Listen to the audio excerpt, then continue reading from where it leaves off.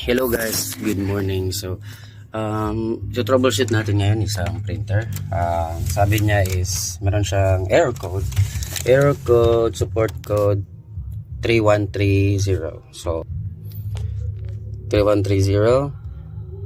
So normally guys, based sa experience ko for 5 years na nag-aayos ako ng mga printer, normal reason kung bakit ganito siya is merong naipit na papel. So basically kailangan mo siyang tanggalin. Una, try mo sa harap. Kung wala sa harap, sa likod. So na-check ko na siya sa harap, hindi siya makukuha doon, kaya sa likod ko siya i-open. So siya i-open, ito lang guys, merong pipindutin ito. Tapos ayan, so ito yung papel, yan yung nagja-jam. So pag natanggal mo na yan, basically tapos na yung problema. So tatanggalin ko lang, tapos babalik ako sa recording. Ayan. Ayan. So natanggal ko na. Dahan-dahan.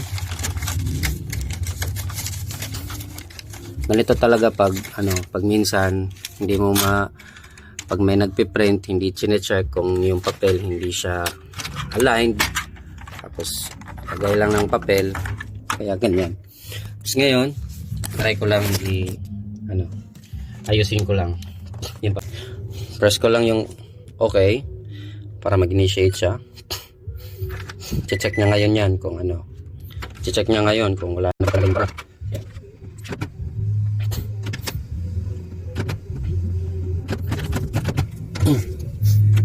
Check ko siya. Yan.